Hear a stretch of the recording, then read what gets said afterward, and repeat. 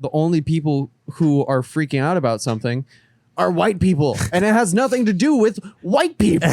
What is some white dude on Twitter gonna do to protect me from racist Asian jokes? He's not gonna do shit, Zach, because he doesn't know. You understand it's a joke. I understand it's a joke. I know that you're not going to eat my dog. I'm aware of that. Basically, to summarize cultural appropriation, it doesn't exist. It's only here in the West. No Asian country cares if you wear a Chinese dress to prom.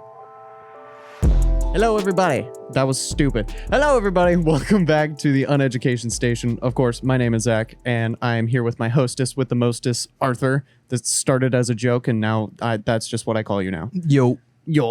Today I have no idea what we're talking about, but it's probably going to be tangent filled. We'll figure it out. We'll figure it out. You know. One thing I was talking about. I don't know if we. Yeah, you know. If I could say. Talk about just very briefly, literally just before we started recording. Let It Shine.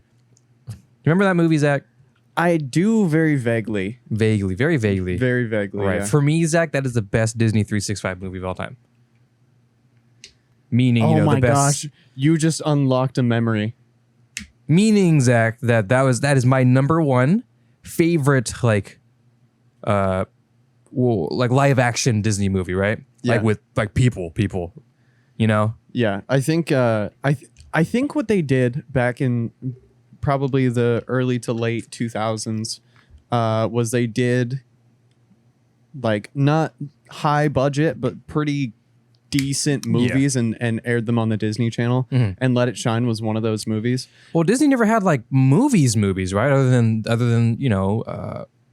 whether the only movies it had Disney were like princess movies or like it would be animated, right? Yeah. And if it wasn't, then it would be a live action version of an animation that they already had. They never had just standalone movies. I mean, to my understanding, there were a couple like oh gosh, I had an example, but I lost it. I genuinely can't think of one outside of like the ones they aired in Disney Channel.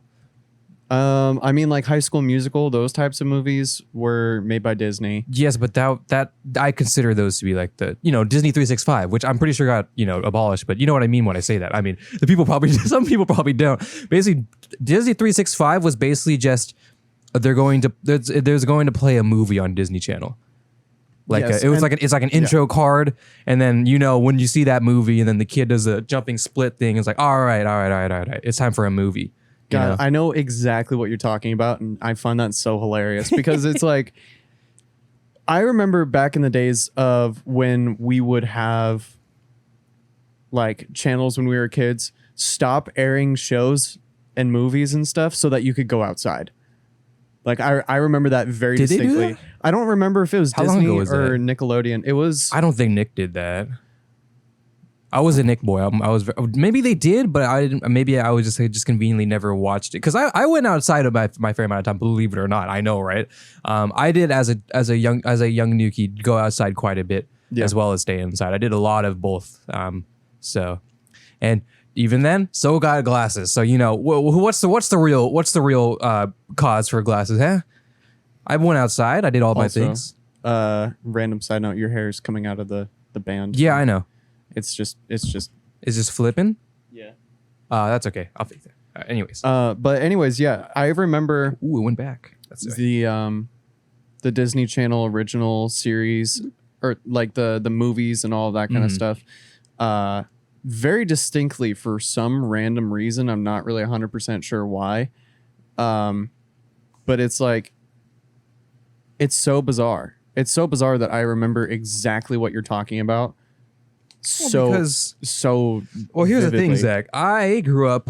Oh God, my fucking hood. I grew up as a Nickelodeon kid, which means that this looks weird. I know. Which means that I didn't really watch too much of Disney, and I also didn't really watch a lot of Cartoon Network because my parents actually frowned upon Cartoon Network because they had a lot of more not mature shows, but compared to Disney and Nick, they were definitely a little bit more of like the Misadventures of Billy and Mandy, Johnny Bravo. Yeah, Johnny Bravo was. I guess in retrospect, maybe it was a little. Yeah, with the power of hindsight and looking at it through the lens of an adult, it's like, holy shit, how did they get away with this for so long? Well, that's what a lot of shows, I mean, you think back at like SpongeBob and all the jokes that they crack, right? Yeah. But even I'm talking about like, you know, regular show and, you know, those shows that you could tell there was a different air to it than, you know, the cartoons and Nick and Disney, of course, you know? Yeah. But there is still, I would personally say they still punch the same age group. Yeah. Although you can argue, you know, regular show and Adventure Time is for everyone, right? But in general, technically, right? Technically, they punched the same age group. Maybe Disney a little younger, but in general, the same kind of like a teens and under, or maybe even just mid-teens-ish and under, you know? Yeah. Kind of that area. They all punched that weight class, but Cartoon Network still had kind of a more, it had a different air to it, I suppose. And my parents just didn't want me to watch it. So, I mean, Disney Channel was there, of course, but, you know, Nick, come on. If you had to choose Nick versus Disney, come on, man, you know? For television viewing, you know? And at that time, that was when the kids show ecosystem was so well saturated with a bunch of really, really good shows. Oh, yeah. And I mean, granted, I haven't watched the kids shows that are coming out now, but I've seen them a couple here and there after babysitting, but I feel like that's not fair because I babysit like younger. So yeah, I would be watching more like Disney Junior and that type of stuff. So I've seen those, and I mean, I don't really remember them because they don't leave enough of an impression for me to even care. Right. But, you know, what can I say, Zach? I will not say they're bad. I mean, I'm an adult watching a kid, like an actually kid, like, you know, like a Y7 show, right? Yeah. Is that what it is? The rating? Y something like that, right? Because TV is not PG-13. It's like something else. It's like Y14. Like I don't know. Nobody cares. Might only be in here in America too, so who knows? But I watch those, and I would not say they're bad because I'm just like, oh, the shows back then were better. No, because obviously I've said it multiple times. I'm not like that. But what I see in them is a little watered, I suppose. I don't know. I felt like a lot of it, like, okay, let's even bring it down to the same level, right? You know, the shows that we would watch for the younger stuff, you know, like Nick Jr. and Disney Jr., right? Backyardigans. Oh my gosh. Little Einsteins. What else? Those two were Disney. No, I think Backyardigans was Nick.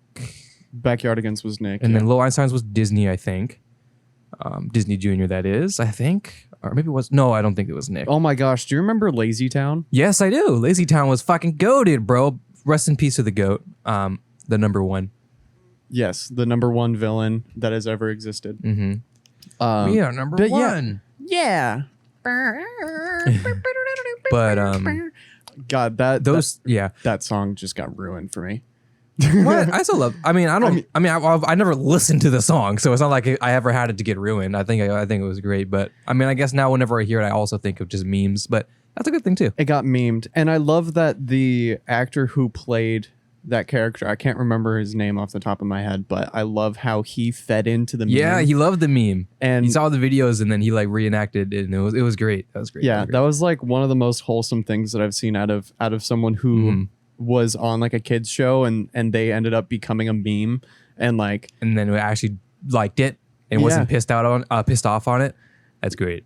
Yeah, I think that's really cool, and I mean, you know, we look at kids shows now with the lens of an adult, and you look at the kids shows that we watched when we were younger, and you rewatch it for the nostalgia as an adult, and you're like, wow, this show's kind of dumb. Like, I mean, sure, but when you have to think of it a little differently. The show is dumb, but of course, because the point of them is to explore and learn more. Yeah, we've already learned it, so of course it's stupid, you know. Right. And then adding on the fact of like over accentuated talking and that type of stuff and acting, right? So of course we're gonna think it's dumb. So when you look past that, I try to do that whenever I watch, whether it be kids shows from back then and I see it again, or if I watch new ones now, I look past it because the point of it is, you don't know, so they're teaching you. That's the point of it, right? Of kids show, they're teaching you. So you kind of forget that you like they're saying something so blatantly obvious, like Dora the Explorer, like, oh, where's the tower? And we're like, well, it's fucking right there, Dora, you dumb piece of shit, bitch. You know, like, no, you look past it. Like, obviously it's there, but and frankly, now that I think about it, whenever I babysit kids and then she does that shit, and so they're like, it's right there, Dora. I'm like, I know, right? It's like, and when you're watching kids shows with kids, it is the greatest thing in the world. Oh, it's great. I love sitting down and watching like SpongeBob or whatever with my nephew because even my aunts, they hate SpongeBob. I love SpongeBob. They don't want their kids to watch SpongeBob because but here's the thing. I think they know that it's saying bad things, but the kids don't know that. Or like innuendos, I guess, or more like a adult type of humor, but that type of thing you don't get when you're a kid. So the coolest thing is when you're rewatching something and you catch something that you never saw before. Yes. Like you catch that adult joke that just went straight over your head. I'm sorry, that was kind of loud. But it's so funny because you're watching it as an adult and you're watching it with someone younger, or you're watching it by yourself for nostalgia, and then you're like, how did I miss that? How did I was completely oblivious to this the entire time. And then you gotta kind of think about the fact that you're looking at it through the innocent eyes of a child, and they don't have like a dirty mind. Like they take that kind of thing at face value. Like, this makes sense. And then you're like, as an adult, you're like, oh wow. And they used to get away with so much more stuff. Yeah, it's definitely super, and I could tell it's definitely watered down where you can't, unless the show is what it is, like, Gumball. Yeah. Dude, Gumball is probably, I would say, the golden standard for woke kids show. I mean it, Zach. I'm being serious because Gumball aired when we still watched cartoons. Yeah. I think it's still airing. I think. I'm not 100% sure. I'm not 100% sure either. Yeah, you go ahead. But Gumball, even watching it as a kid, because by the time Gumball started airing, I think both of us were probably like in our teens at that point. So we kind of understood kind of some of the no, I don't think I did because I didn't expect it to until I watched clips of it when I was older. And not even that much older, like a couple of years older at that point. Because, I started using Twitter, and then we see, Twitter, people on Twitter start tweeting like, oh, I can't believe they made this joke in Gumball. And, they have, what is it? What are you looking at? So it looks like they are going to be airing the last season. No way. Wait. Recently creator been announced. Wait, but how long is this? Announced season 6 will be the last season. Yeah, but how long ago is this? This could have been like 5 months ago. Oh, God. Zoom and enhance. 2016. Oh, 2016. Okay. Oh, yeah. So it's a while ago. So it already ended. Yeah. Okay. But still like a quality show though. Very quality. And if you I look back at even clips of the first couple episodes, and they knew what they were talking. They knew what they were doing, bro. And they had not even just like sexual innuendos. Like they were scattered here and there, but I'm talking about like just how much they used examples in like super easy digestible ways to represent big things. Like they had a social justice episode with like a social warrior who was getting offended by all sorts of things, They had one, oh gosh. They had one where, I've seen cartoons do it before, but the way they did it this time was so interesting. They had it where they quote unquote ran out of budget. Have you seen that clip?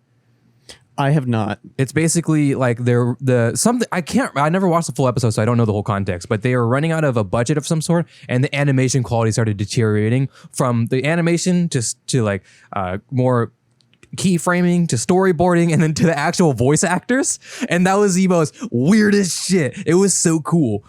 But that is so funny. Yeah, and Gumball did. Zach, I implore you. I've honestly watched Gumball, bro. Like, I want to just sit down and watch Gumball just to watch Gumball again because of the amazing world of Gumball that is. Also, I feel like, in my opinion, the best English voice acting of anything I've ever seen in my life. Other than maybe Avatar. Oh shit! I like Avatar voice acting. That was pretty good. And was voice Avatar initially in English? It was, yeah. It was Nickelodeon. Oh, that's it's just right. Chinese influenced. It's not necessarily like a Chinese like anime, if you will. Although if you watch it, it's definitely heavily influenced on Chinese well, obviously Chinese culture, but more of the Eastern animation style, which I love. which is great. And I think that also set off my love for anime even more because it's just the animation was just so different. And the characters were were so cool because they looked like actual people and not like deformed human beings. Like Gumball. Like Gumball. Well, Gumball weren't human beings. They No, were I know. but like I can't think of one. Even like, dude, you remember Gravity Falls? Of course I do. Dude, that was I never finished it, but I watched it as it was airing and the new episodes were coming out because streaming wasn't really a thing back then. And I got to near the last couple episodes and then I never got to see them because I never got around to watching it while it aired. Tragic. But boy, that was a good series. Very interesting. But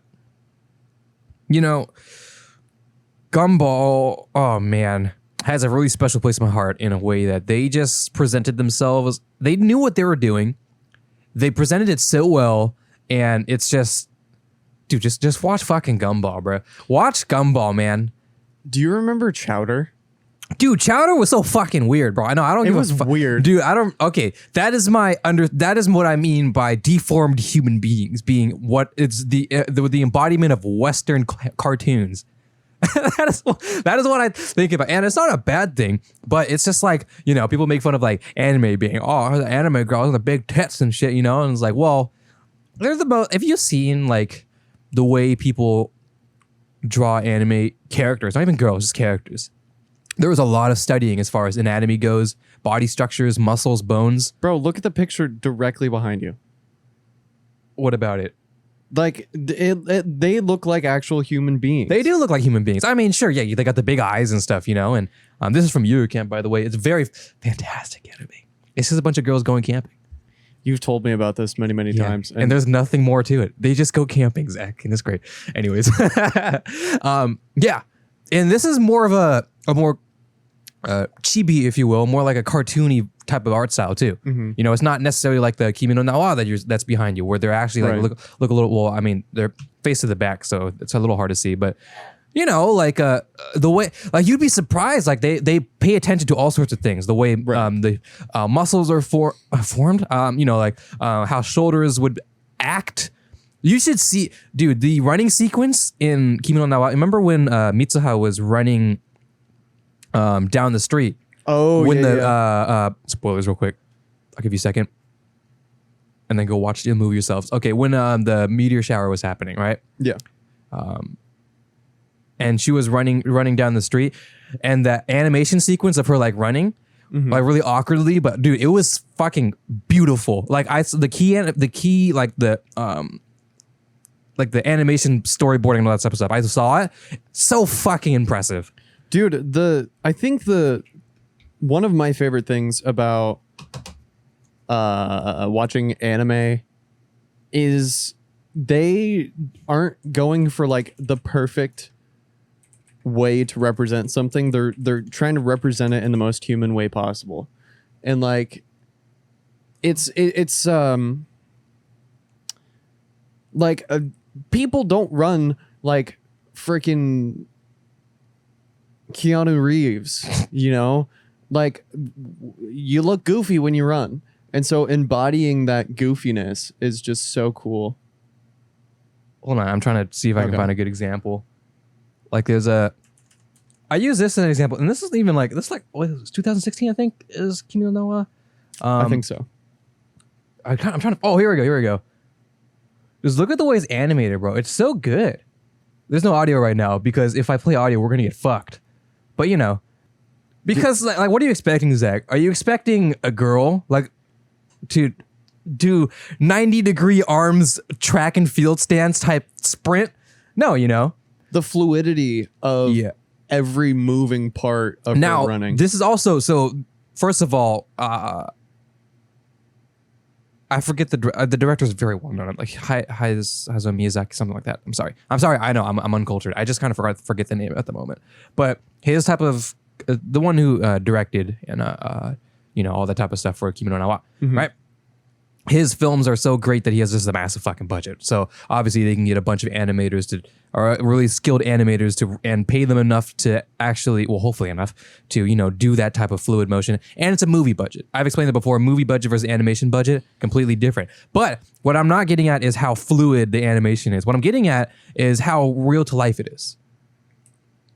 So even in TV shows, we've seen so many different examples of the attention to detail that they're willing to put into it. Like, for example, Your Lie in April, the violin scenes, everything like that, like the attention to detail in that regard is just so impressive.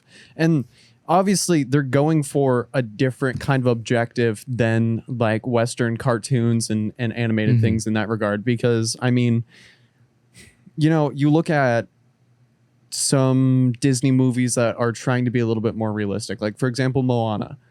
The water that you see in that movie is like the most beautiful water that you would ever see. Actually, no, I lied. It's Josie. Josie had some beautiful water. Josie did have some beautiful water. That was pretty good. That was really good. I'm trying to find. So you didn't watch this anime, but there's one. Okay, so first of all, A1's. Y'all know exactly what I'm talking about. Y'all see. Okay, y'all see exactly what I'm about to fucking do. All right.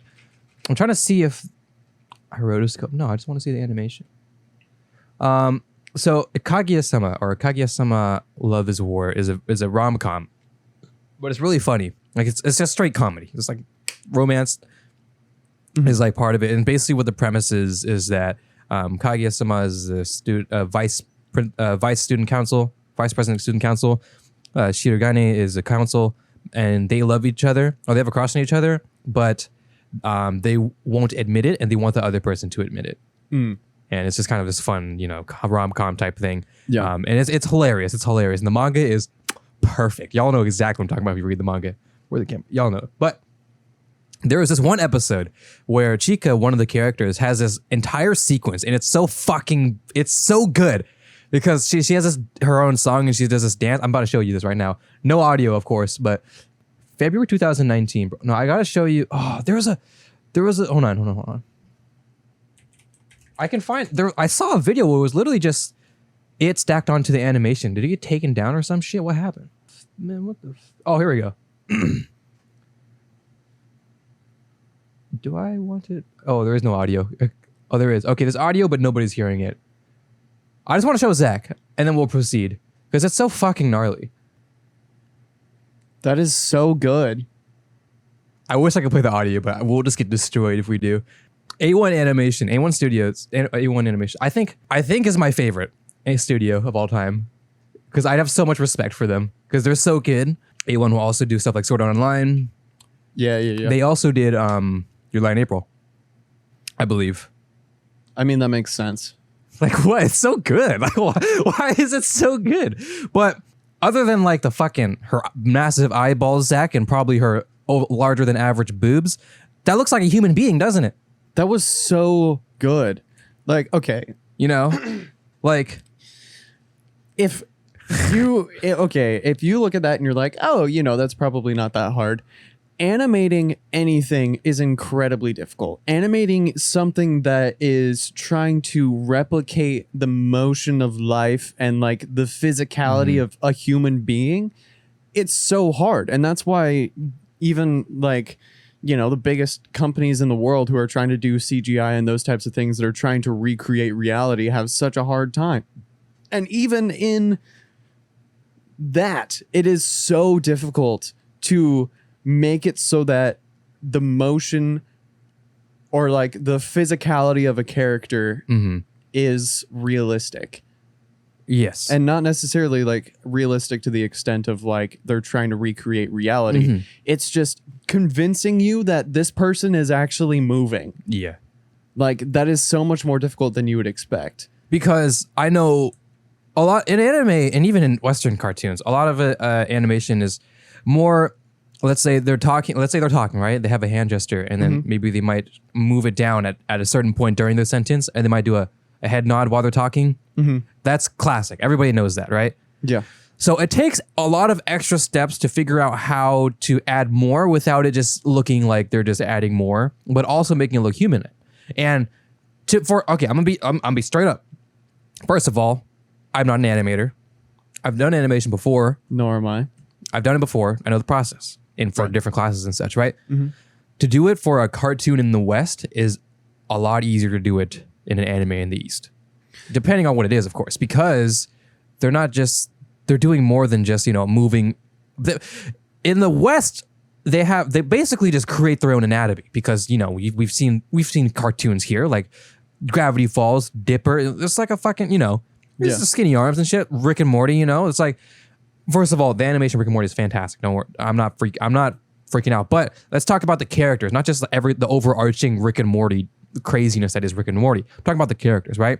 Mm-hmm. Skinny limbs, cylindric type of body. It's pretty simple for the most part. It's hard to do, but in comparison to an anime where they have to worry about body anatomy, how the way they move, like their arm, what contracts along with their shoulder.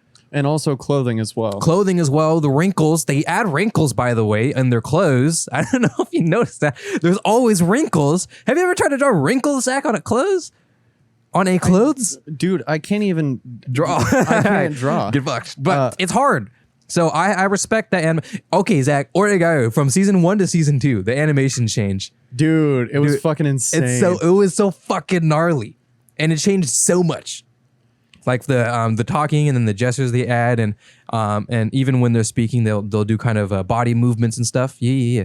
So, I will say in that example, the change between season 1 and season 2 was drastic, but it didn't end up changing. I guess it didn't end up changing the way that the character looks as a whole. Not really. Basically, what they did is they took what they were doing and turned it up to 11. Yes. And they added so much more detail. They added so much more physicality to the characters.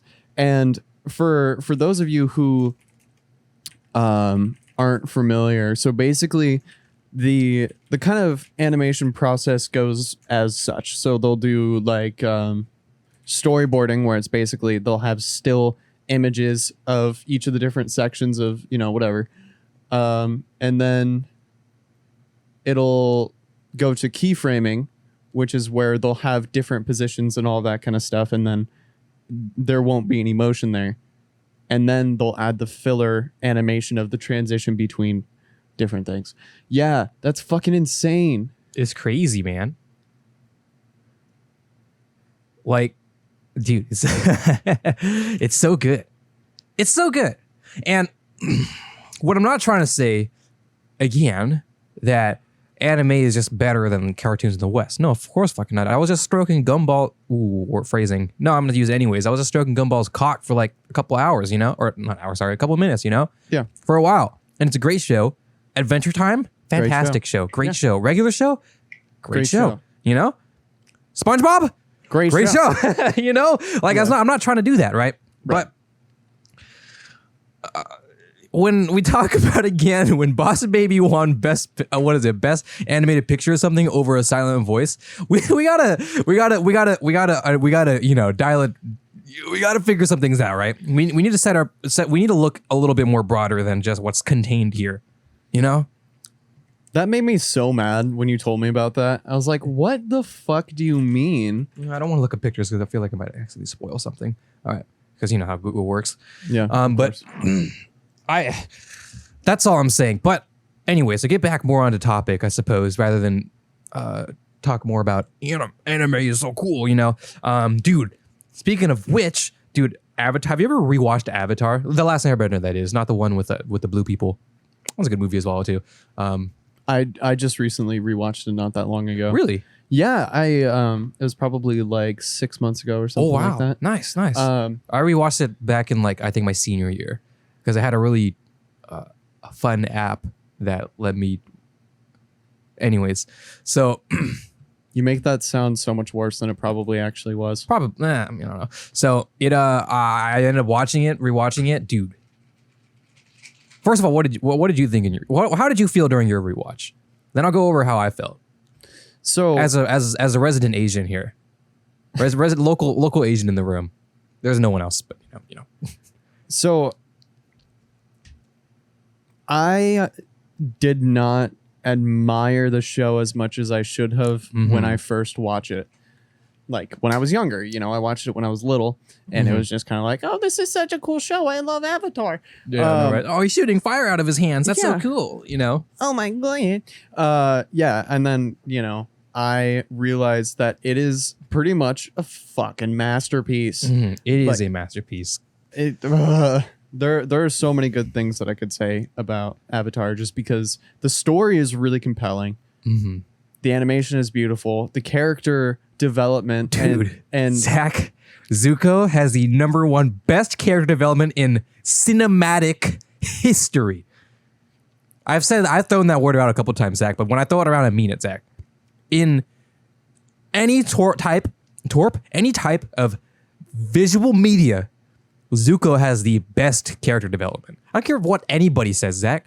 I don't give a fuck, Zach. We're watching Origaru, and we're going to talk about Hachiman's character development. Nah, bro.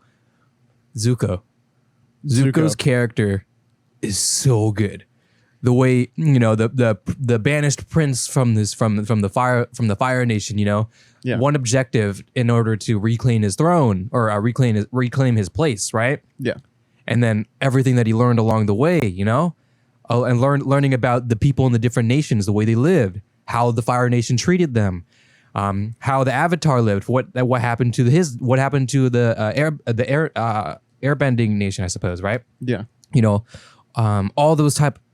So, my favorite, dude. It's so good. It's so good, dude. Like, watch if you haven't watched it, you should watch it. It's probably the best English dub anime you'll ever watch in your life, other than maybe Studio Ghibli. No, I'd say it's better than Studio Ghibli. Although it's not an anime, and people complain like, Avatar is anime. No, it's not anime. I don't stop thinking that hard. It's just a good show. It's a show. It's a show. It's a great show. That looks like anime. It might not be. It might be. I watched it, and okay, so anime, like the people who complain about this are people who aren't Japanese, who think they know everything about anime, and they want to defend the fact that they're, they want to defend Japan on their behalf, right? But why? The warriors, Zach, the cultural appropriation people, even though those are the people who are not getting culturally appropriated, they want to defend Japan. They Zach. want to defend Japan, but it doesn't make any sense. Like what? Whoa, Zach, that, do you know looks so weird? Just I know my arm looks super long. So do you know what anime means, Zach, in Japan, in Nippon land? It means cartoon. Yeah. You know what Monsters Inc. is, Zach, in Japan? It's an anime. You know what Minions are in Japan, Zach? What? It's an anime. And Boss Baby. Boss Baby Zach is an anime in Japan. But Boss Baby won Best Animated Picture as opposed to a silent voice. And a silent voice. Yes. So basically, what is my point? My point is, okay, anyways, I just needed to say that, right? For those who think that they need to defend someone else's culture, just, all back to cultural appropriation type talk that we probably don't want to get into right now. But, it's a lot of fun. It's kind of funny. Basically, to summarize cultural appropriation, it doesn't exist. It's only here in the West. Nobody cares over there in the East. Literally nobody. No Asian country cares if you wear a Chinese dress to prom. I've found that you are like the hardest person to offend with Asian jokes. Dude, I love Asian jokes. They're so funny. Especially when they're good. If you give me good, I'll have a time. It's fantastic. It's like when I make jokes, like I make fun of everybody equally. I probably make fun of myself more than I make fun of anybody else. And that's just kind of the way I've always been. And we can get back to what we were initially talking about. Sure, but it's so funny when you hear people making jokes about themselves and their own culture. Oh, dude, I know. Like I've probably heard more Asian jokes from you than like any other white dude I've ever met. It's like, and you know, I make fun of stereotypical white people because it's fucking funny. Yeah, it's hilarious. And if it's with the context of just all in good fun, we're just messing around, goofing around, like, you know, ha ha ha, stay away from my dog. Yeah, you know, it's like, it doesn't. it's great. It's a time. Yeah. We're having a time. It's all good. Yeah, and Keep your dog away from my house. It's not going. You're not gonna have a time. You know. no wonder you haven't had any dogs, because they didn't stick around for very long. But you know, anyways, like on a little bit more of a serious note, like if jokes are supposed to be funny. Raunchy jokes are funny because they're raunchy, because it's like it's walking that fine line and making fun of controversial things. And if there's no ill intent there, then it's just really funny. And like, you know, I've heard and made jokes about the most distasteful things, but it's a joke. It's a joke. It's a joke. Now, there's a difference between a joke and being an ignorant asshole. And being racist. You know, some people think, oh, you know, it's a really fine line. It's like, it's kind of hard to, no, it's pretty easy to tell, Zach. As an Asian who hears all sorts of Asian jokes from you, from me, from my own family, from other people's family, and from from strangers, I've heard everything, you know? Yeah. I know what's a racist joke, or I know what's a joke, and I know what's racism. It's pretty simple, Zach, for me. Yeah. You know? So what is some white dude on Twitter gonna do to protect me from racist Asian jokes that he thinks is being, you know, ignorant towards me and my culture? He's not gonna do shit, Zach, because he doesn't know. He wasn't in this culture, Zach. He wasn't built in this. Right. He wasn't raised in this type of tradition. He's probably seen a couple maybe, I don't know, maybe he really likes the Laos culture. If that's the case, thank you very much. I appreciate that. We appreciate that. Sure. Even Thai culture, Southeastern Asian culture, we thank you very much. We don't give a fuck, Zach. Yeah. If you watch a couple videos about Lao temple traditional type shit, right? And you are interested in it, right?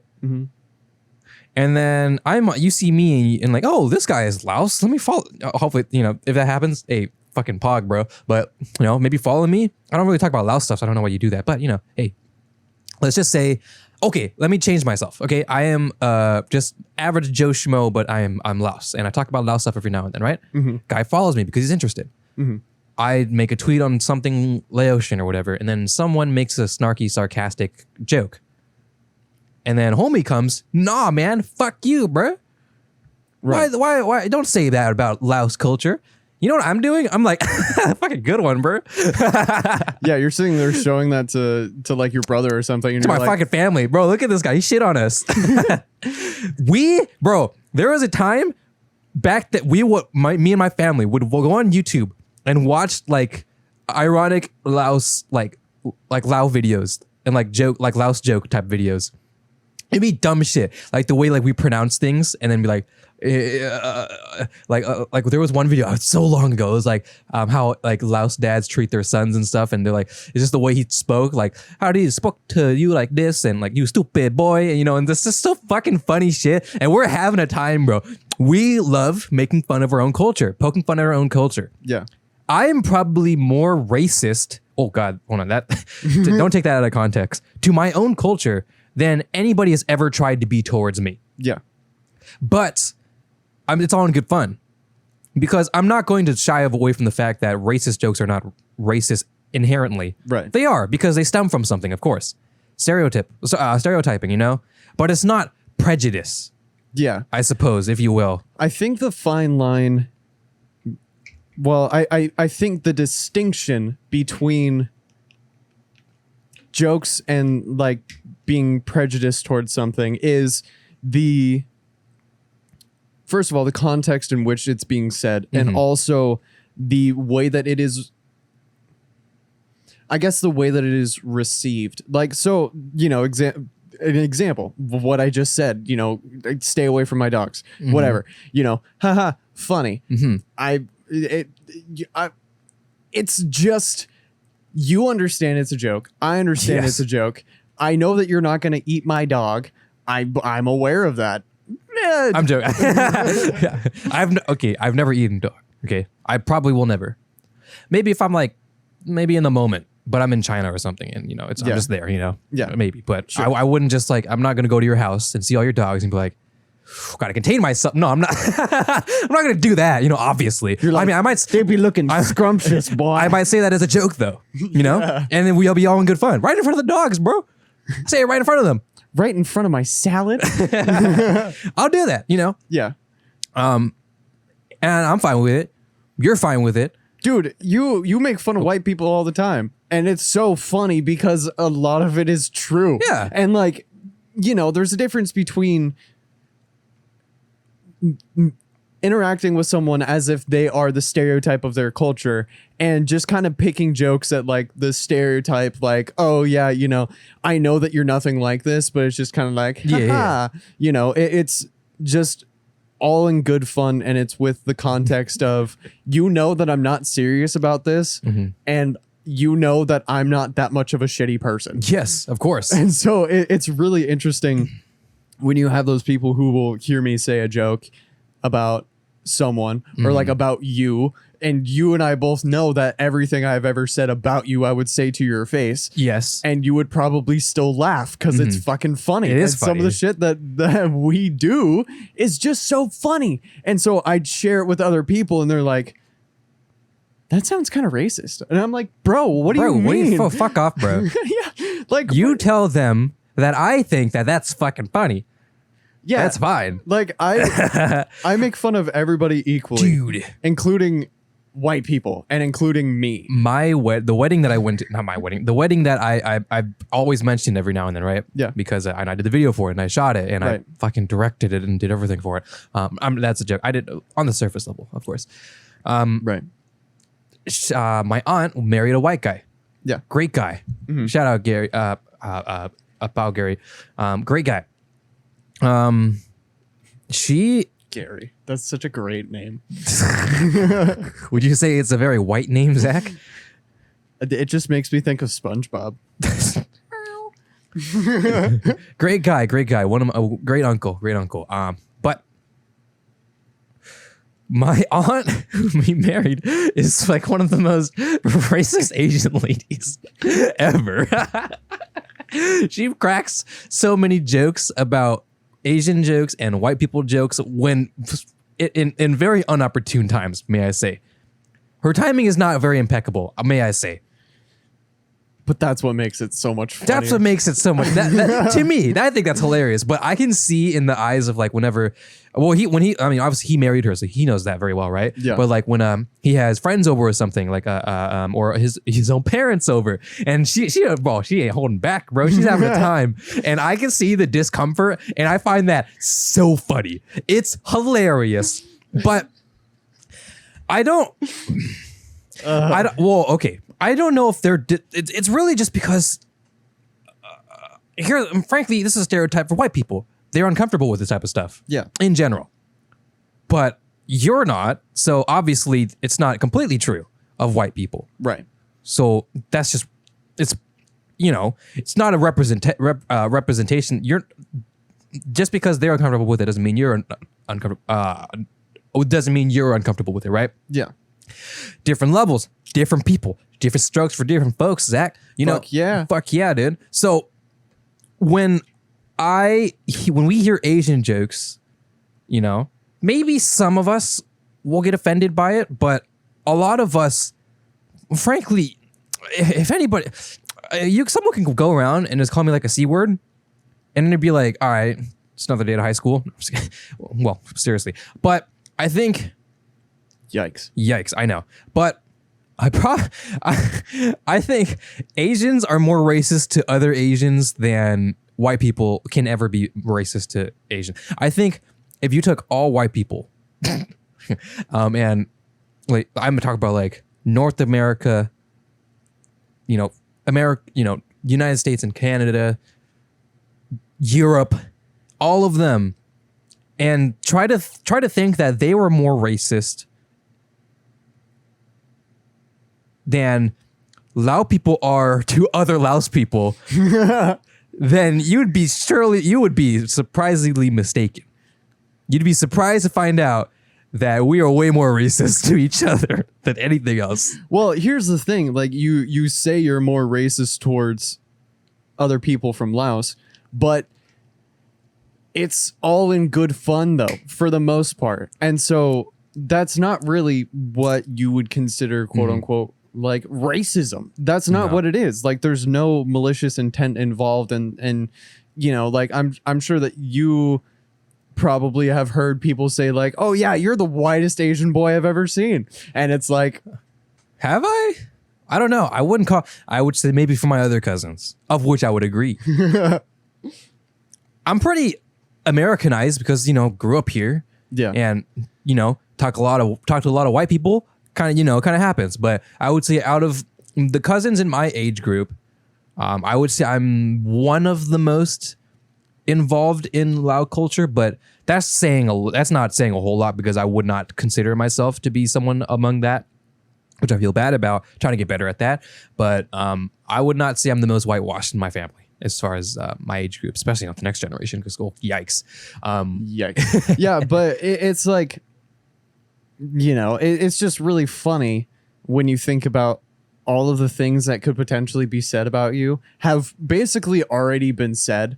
Either to you or about you, or you've said it yourself. Yeah. And it's all just been in the context of, wow, that was kind of fucked up, but that's really funny. Yeah. it's like the line, and especially with people who you know really well, like you and I, we shoot the shit about literally pretty much everything and anything. And like, we just kind of pick fun at each other because, you know, I know that you're not going to take most of the stuff that I say seriously, and the same thing goes for me with you. Like, I know that you're not going to sit here and try to intentionally hurt my feelings with anything that you say. You're just like, oh, this would be funny as fuck. Or like you see something online that's like super raunchy and you send it to me on Snapchat and I'm like, oh my God, wow, that was hilarious. You know, it's just like with that context, I feel like the context is very important, because the dynamic that you have with said person can kind of dictate how far you can push it before it becomes a little bit fucked up. Like, I could not tell you how many jokes I've made to Jackson, because he's more of a country boy. Oh yes, like he, you know, grew up riding dirt bikes and racing and like all that kind of stuff. And the farms and such. Yeah, fuck yeah, NASCAR. You know, that kind of stuff. And I make brother, roll tide. You know, I make so many jokes to him about that kind of stuff, and like he just shoots it right back at me because you know, he calls me a little city boy because I am. And you know, he sits there and makes jokes like, oh yeah, I bet you probably don't even know how to change a tire, and I'm like, you're a dick. But it took me a long time to learn that. Okay, I don't know how to do it. You do better than me. But like, you know, it's just like, we just pick fun, and it's in good fun. Of course. And that's what's important is the intention behind it. Because if you're trying to be malicious, then that's kind of fucked. You know, one thing, this is the dumbest thing I've seen. Zach, I've been on Twitter for a long time, Zach. Okay. This right here is the dumbest thing I've seen in my fucking life, Zach. All right. And I'm ashamed to be among this category of people, I suppose. Okay. This, I'm not going to name any names, of course, mostly because I don't fucking remember her name, because that's how much of a little of an impression she made on me and to the people. Got him. Somehow it entered my timeline, and it was just like, she... Oh God, some of you guys may know this, but it would only happen, like, it was a max of like 2 days, so you might not have seen it, but this girl, she, or at least I'm assuming it was I'm not really sure, actually, I can't really remember, but she had a female as a AVI, and that's as far as I looked into it, so I'm going to assume, get fucked. Anyways. Did you just assume that person's gender? Yeah, I did. So anyways, okay. Mention that, dude. It's so dumb thinking about it. Oh my gosh. See, so she said, you remember the PogChamp emote, the old one, not the new one. Yeah.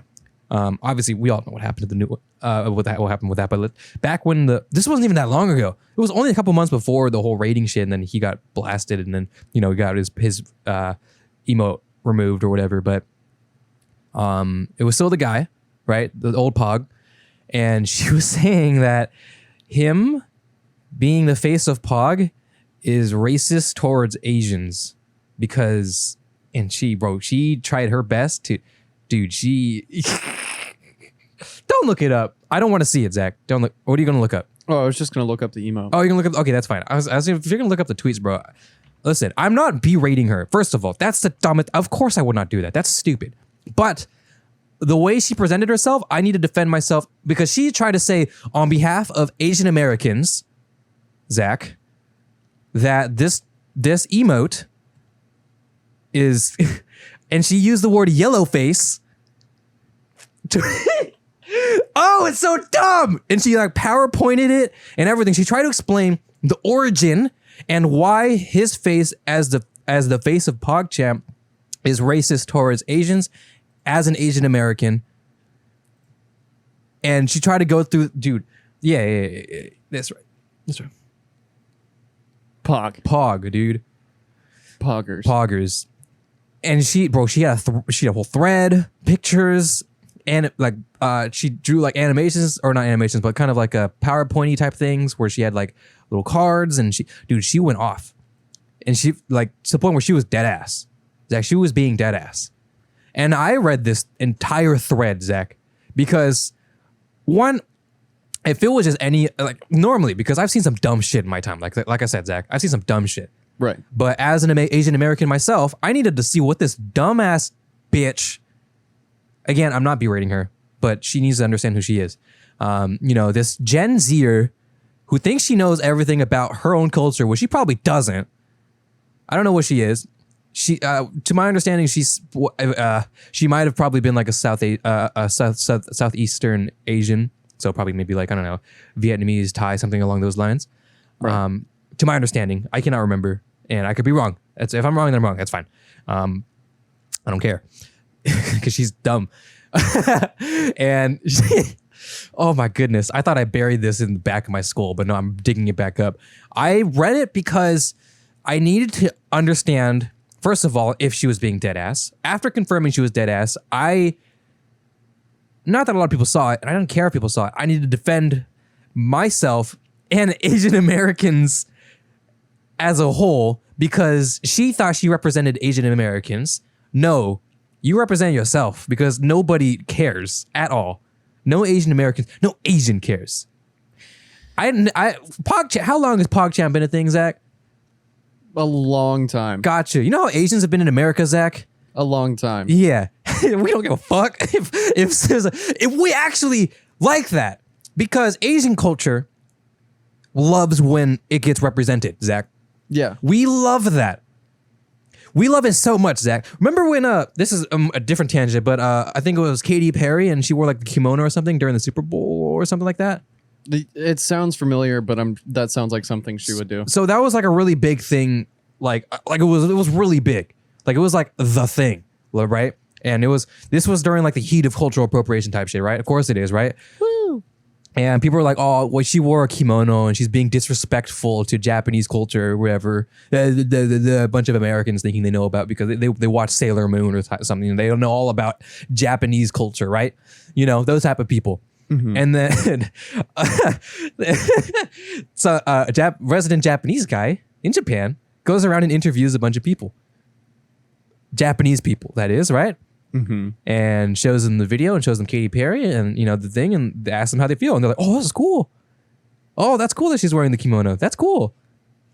Glad that they're respect or showing a little bit of Japanese culture over in the West. That's cool. See, my problem is when people are trying to defend something that has nothing to do with them. Mm-hmm. Like that's when I get a little bit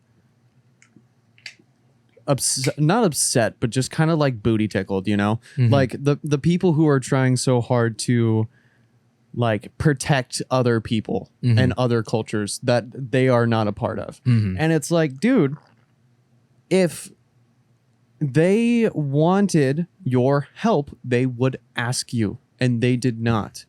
And it's like, it's so difficult for me to be on board with a lot of things that I've seen other white people do and say on behalf of other people. And it's like, bro, they are adults. They can speak for themselves. If they feel like something isn't right, then they can say something about it and try to go about change in that way. They don't need to be protected by anybody. And that just gets really frustrating when the only people who are freaking out about something are white people, and it has nothing to do with white people. It's like that's the part where thank you, Zach. We needed a resident white person to say that. Thank you, Zach. Thank you. It just doesn't make any sense to me, because I am white. My culture is basically McDonald's and fucking the Nice. Wild Wild West, whatever. That's my culture. Okay, cool. The people who have a much more diverse and a much more interesting history than I do, because like your culture is so much cooler than mine. Like, it is, and it's like, we don't need to protect, like, you are not someone who needs to be protected from other white people. Well, let me wait. Let me now we're getting to no. Let me redirect this, because yes, you're right, but let's say, for example, there's a resident, I don't know, Laos temple. Let's say, and it's located obviously in America somewhere, right? Let's say Portland, because there's tons of them over there. One of them is on the verge of being taken down. Okay, let's say.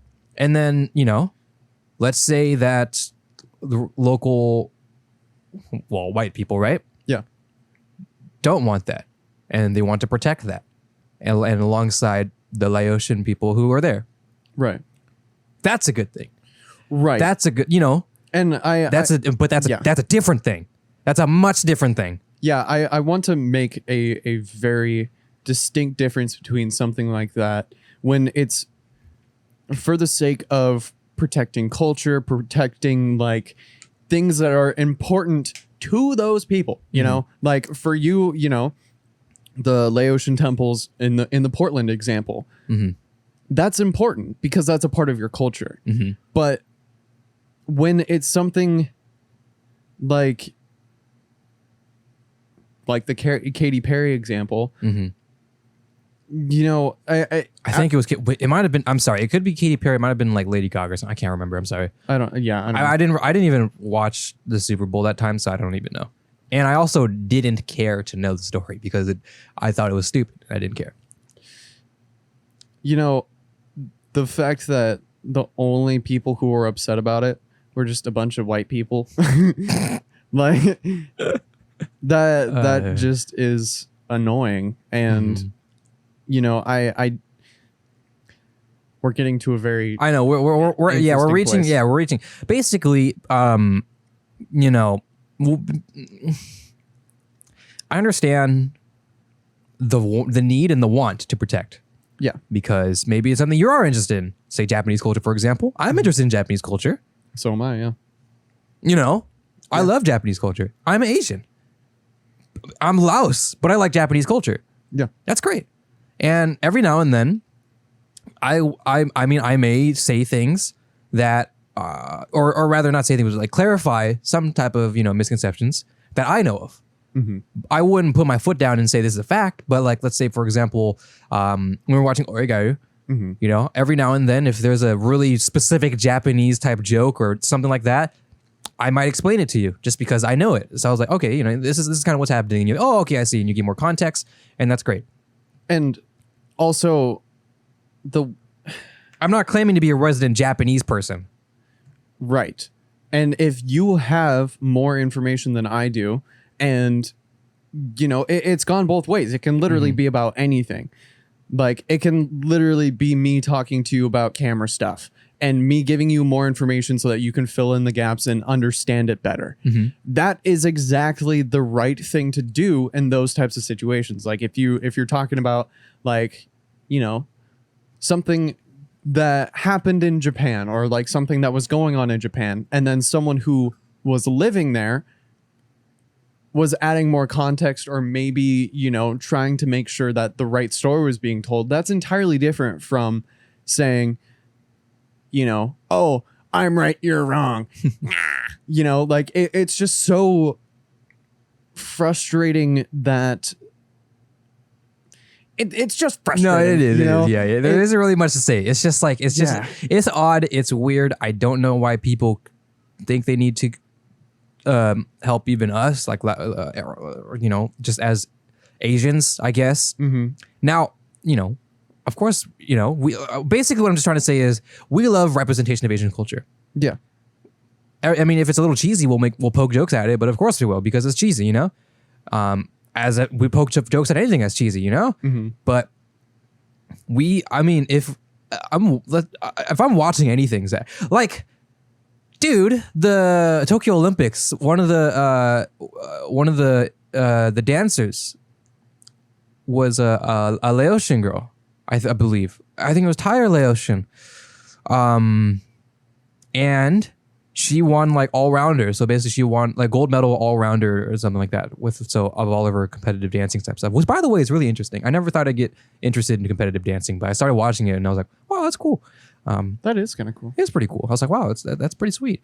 And then she won that, and then we're like, let's fucking go, represent, pog, let's fucking go, Yeah. And just not even the fact that she won, the fact that she was just Laos. We're like, that's fucking baller. And she was Team USA, I think, but she was Laos. So the fact that anything Laotian was recognized at all in television or anything in any facet, we pog. We just love that shit. We love being represented in any way. Yeah. We just love, because it's that type of thing where, when you're let's say you're at a concert or something, and then maybe in another state or something, or maybe you're watching a show or a live stream of another concert, and the artist goes, shout out Vancouver, and we're like, yo, hey, we're Vancouver, hey, yo, that's us, that type of thing. Yeah, or like you'll meet people who are like from California or something, and they're just hanging out in Vancouver, and I'm like, why are you here? And they're like, this is a dope place to be. I like it here. And I'm like, fuck yeah, let's go. Yeah. Represent. Hell yeah. And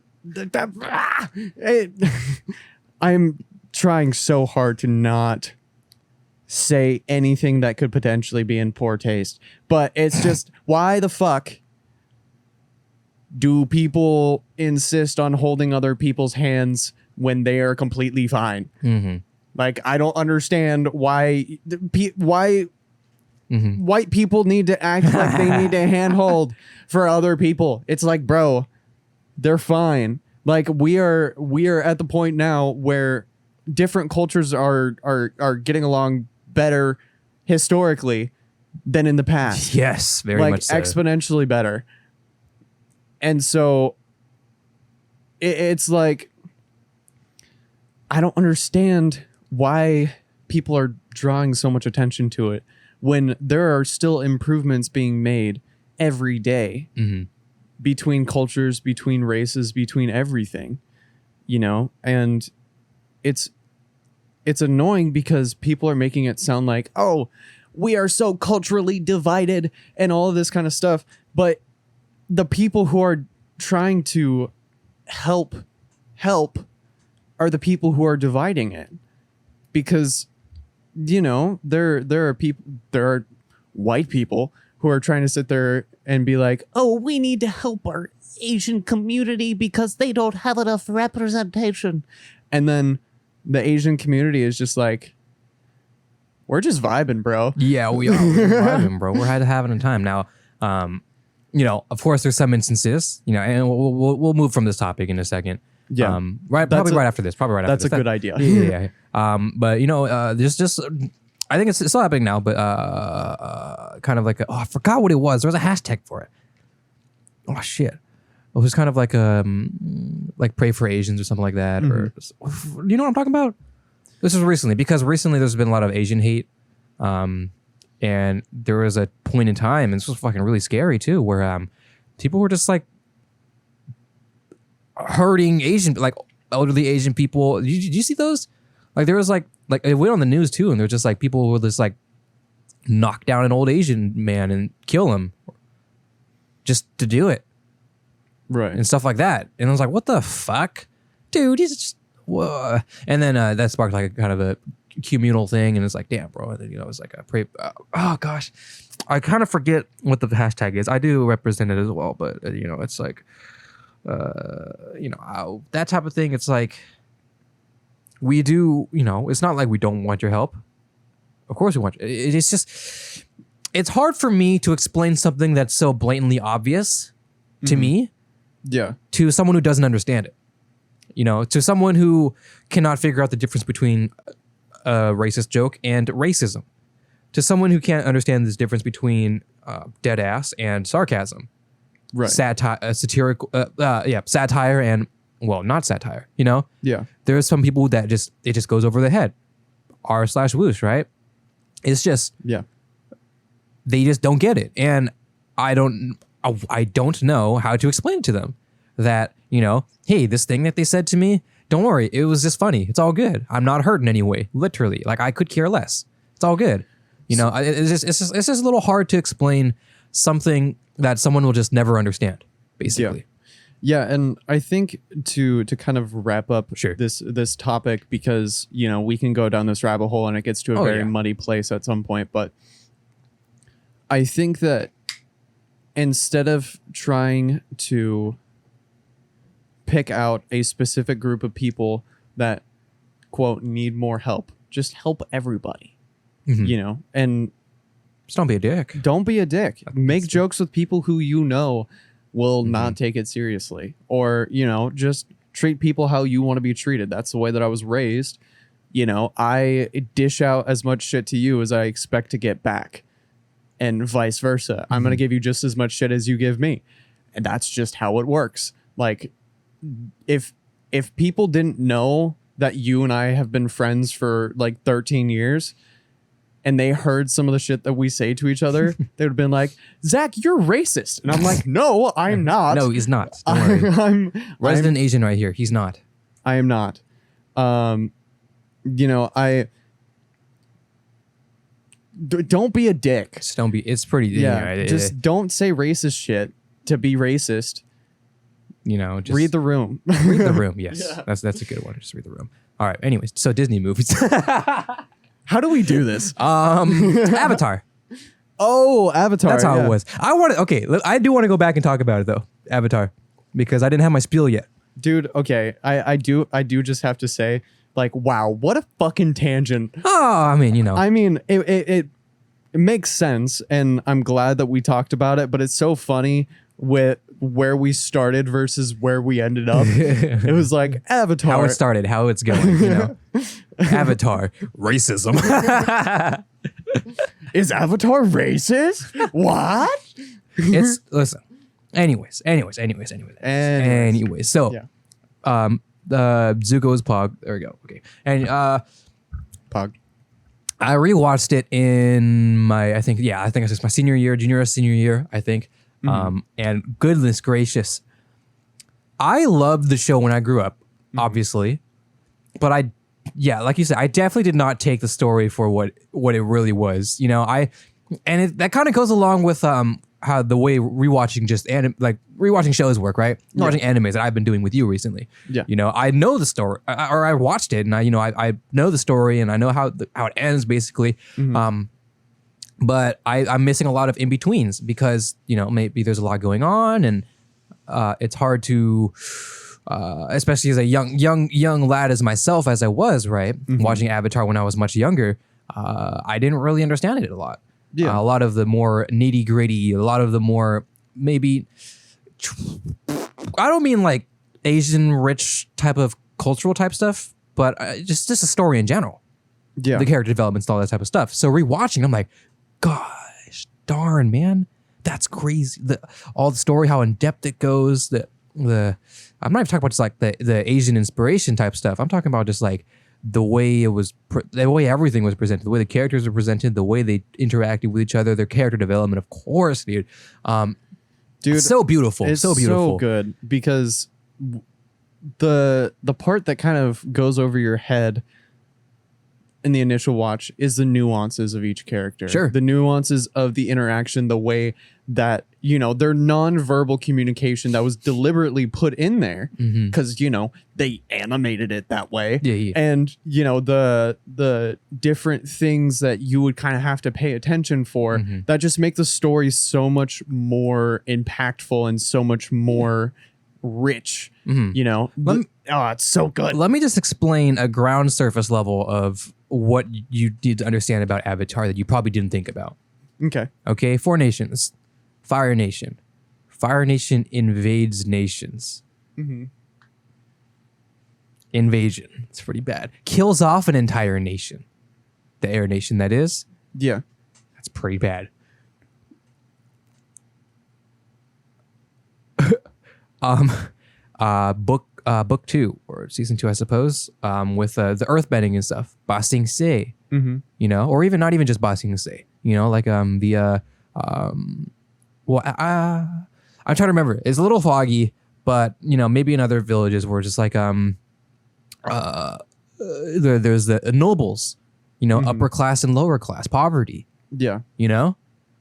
All sorts of these type of things, all sorts of really close to heart type of conflicts that are happening. Technically, I mean, well, invading a nation is probably not really happening right now, but just digestible things that you don't really think about, but it's more of like a surface level of how people within that time would interact with each other, with people of different nations, with people of different social classes. Yeah. Those type of things, and how they would interact with each other, and how they would learn from each other, how you would learn being in that type of era without actually thinking about how it would be in today's time. Yeah. So think of it that way. And obviously, Pog, whenever Zuko does this firebending because it's cool as shit, but then even that, you think about the way he learned, right? And how he wasn't able to remember the episode where he wasn't able to firebend after, if this is long spoilers. Okay, cool. When he was with the Avatar gang and he was supposed to teach Aang how to firebend, but he couldn't do it. Yeah. So then they went to this type of dragon temple type thing and learned a different type of firebending. That wasn't what it used to be. That wasn't just anger. Firebending, had this stigma of anger and destruction, right? Yeah. But they learned there was a different type of firebending, which was beauty, which was form, technicality, Yeah. That was so beautiful. Oh my goodness. And the dragon dance and that type of stuff. Oh man. That makes me so happy because it's one of those moments that I didn't realize the importance of it. Of course not, And that's just what makes the story so good, because there are moments where you're just like, oh my God, this is so good. And the moments that happen in between those kind of staple moments throughout the story, Aang trying to learn all of the different types of bending and all of that kind of stuff. In between all of that is where all the really, really cool shit happens. Like that example. It's just so good. Yeah, dude. So good. Oh man. Oh man. Pog, dude. Give it a watch. If you haven't watched it, watch it. If you watched it back then, rewatch it. Trust me. I think it's on like Netflix now or something. I remember it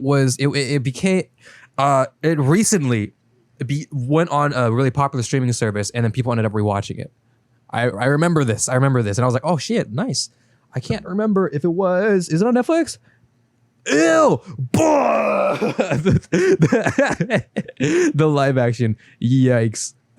So all 3 seasons of the animated show, along with The Legend of Korra. Why is that the picture, bro? Dude, I watched that in fucking theaters, bro. Jeez Louise. Why would you do that? I thought it was Zach. I thought it was gonna be fucking good, Zach. Big Mouth? What? What are we looking at? I was looking at like release dates and Just watch Avatar on Netflix. Oh, release dates? Yeah. Oh, I'm taking them out. Sorry. Okay. If I'm not logged in, can I still look at the library? Yeah, it's on that. All of them? Damn, son. All right, bro. Y'all know what to do. Y'all know exactly what to do. Oh my gosh. I'm okay. We're going to freak out for a second. Yeah, that's not. Okay, so give it a watch. And if you haven't watched it, watch it. If you've watched it a really long time ago and you haven't rewatched it yet, rewatch it. Even if you have rewatched it, rewatch it fucking again, bro. It's great. I keep gesturing too violently and going into your camera. That's okay. So it's how I can't say enough, bro. Like the character, the final one of the final fights. Again, spoilers. I won't really spoil it, obviously, but just in general, but still, if you haven't watched it, don't listen. But the final Zuko versus his sister, Azuka, Azuka. I gotta forget. Azula. Yeah. Azula. Dude, their fight was Epic. Beautiful, Zach. That is probably my number 1 fight scene in anime. Just because everything building up to this moment was so impactful. Everything. And it frankly wasn't even that long. Frankly, it was only a couple minutes, but the whole build up, this Agni Kai, which was like kind of this duel type thing, right? This firebenders and the blue flames versus the red flames, and the way Zuko changed himself to be to this position, and how Azula downfalled into her position, her mental state.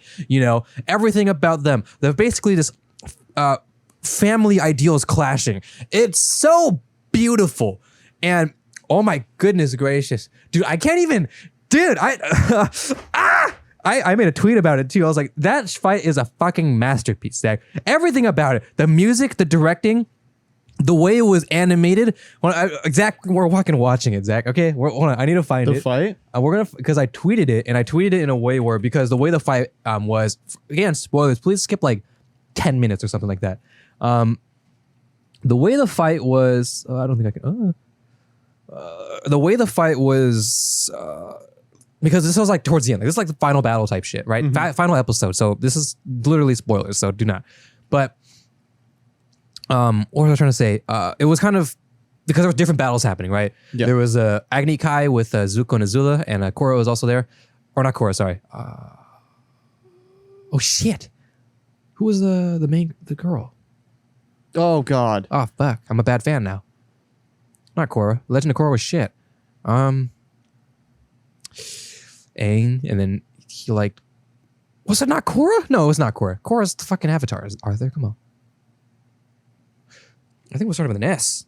I don't know. Anyways, I knew her birth was Sokka. Pog Sokka. Sokka Pog. I can't remember. It's some. I swear to God, I started with an S. I don't know. Maybe I'm just gay. I don't know. Let me find. I think I could probably find it. And then it was right there. Yeah. Okay, cool. We're gonna watch it, and I'm not gonna play any audio. I apologize, but I gotta do it. It's so pretty. Oh my God. Fire is just so like I say, it's something we all understand. Right. It's something we all know, and it's so human. Right. It changes based off its characteristics change based off of its environment, what it attaches to. It's like I said, it feeds off oxygen. Right. It's like plants, right? Yeah. Like how they're obviously, they're not alive, they don't have a soul, but or they don't have a soul or anything, but they're alive somehow. Yeah. And they function based off of other bits and pieces of the world around us, just like around them, just like us, right? Yeah.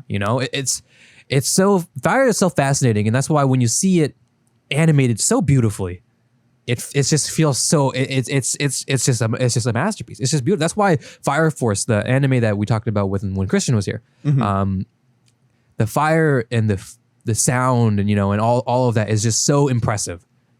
Basically, when you're able to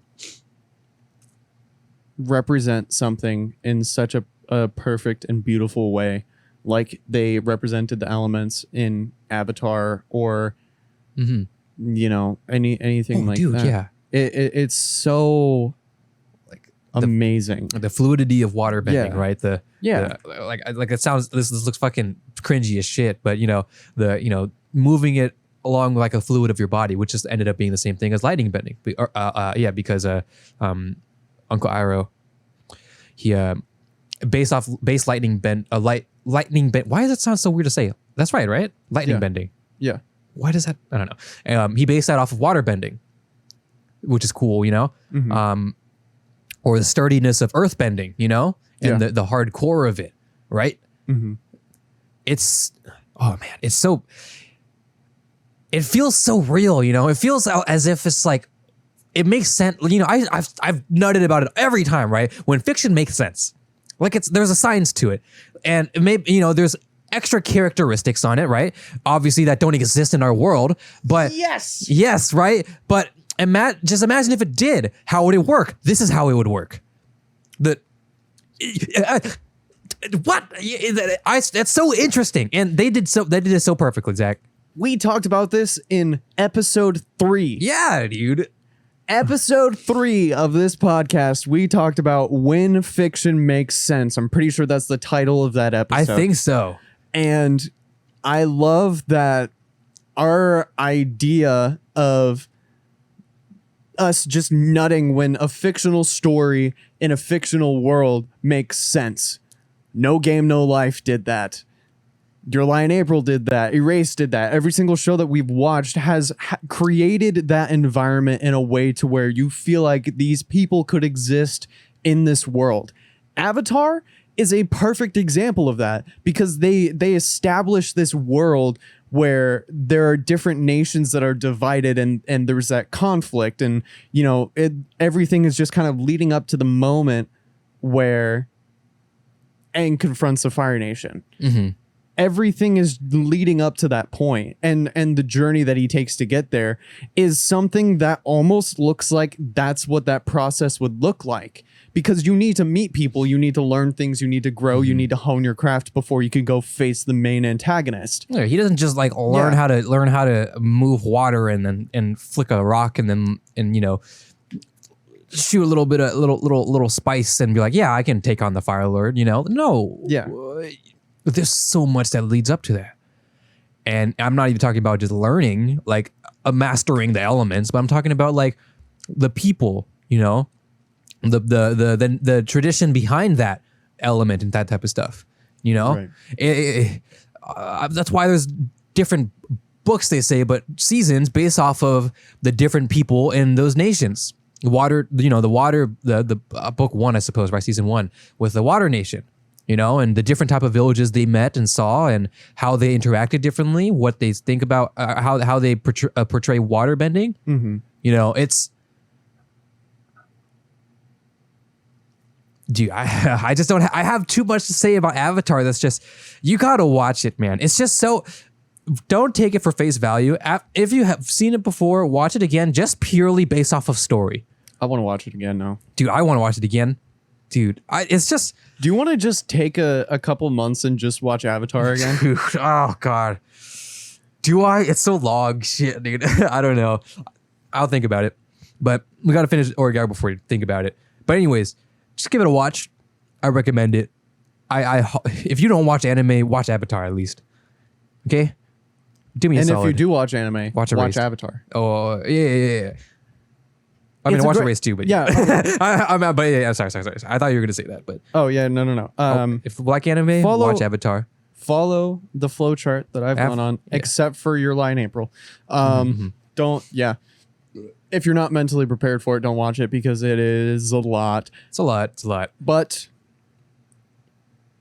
Avatar is one of those shows where It gives you all of your favorite things that are in a lot of really, really good, solid anime. And it also gives you some things that are not in anime.